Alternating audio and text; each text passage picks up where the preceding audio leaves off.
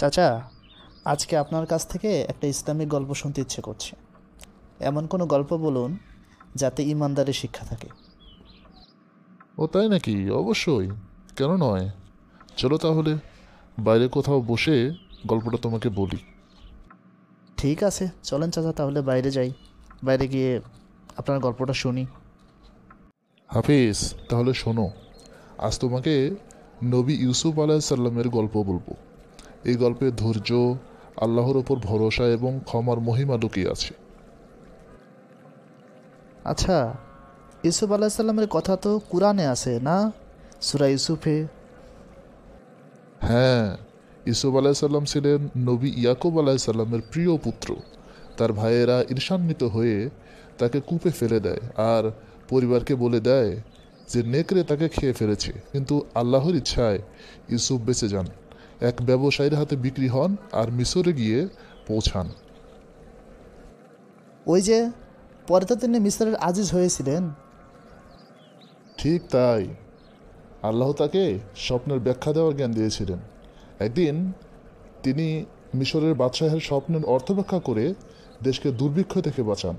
এরপর তিনি মিশরের উচ্চ পদে আসীন হন, কিন্তু কি জানো, ক্ষমতা পেয়েও তিনি ভাইদের প্রতি রাগ করেননি। ওই সময় তো তার ভাইয়েরা সাহায্য চাইতে এসেছিল। হ্যাঁ, যখন ভাইয়েরা তার কাছে ক্ষমা চাইল, ইসুফ আলাইসাল্লাম বললেন, আজ তোমাদের জন্য কোনো অভিযোগ নেই। আল্লাহ তোমাদের ক্ষমা করুন, তিনি সর্বদয়ালুদের চেয়েও দয়ালু। এটা কোথায় আছে বলো তো? সূরা ইউসুফ 92 নম্বর আয়াতে। এটাই তো মহানুভবতা। আচ্ছা চাচা, ইউসুফ আলাহিসাল্লাম এত কষ্ট সহ্য করলেন কিভাবে? কারণ তিনি জানতেন প্রতিটি পরীক্ষা আল্লাহর পক্ষ থেকে আসে। তিনি বলেছিলেন, নিশ্চয়ই আমার রব আমাকে সুন্দরভাবে পরিচালিত করেছেন।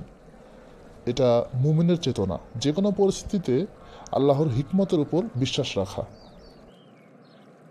মাশা আল্লাহ, গল্পটা শুনে মনে হলো জীবনের কঠিন সময় এলে হতাশ না হয়ে আল্লাহর উপর ভরসা রাখতে হবে। ঠিক ধরেছ। আরেকটি শিক্ষা, ইসুফ আলাইসাল্লাম ক্ষমা করেছিলেন, কারণ ক্ষমাই ইমানের শ্রেষ্ঠ প্রকাশ। তুমি কখনো কারো প্রতি ক্রোধ ধারণ করো না। আল্লাহর পরিকল্পনা সর্বদা জয়ী হয়, বিশ্বাস রাখো। জাজাক আল্লাহ খায়রান চাচা, আজ অনেক ভালো লাগলো গল্পটা শুনে।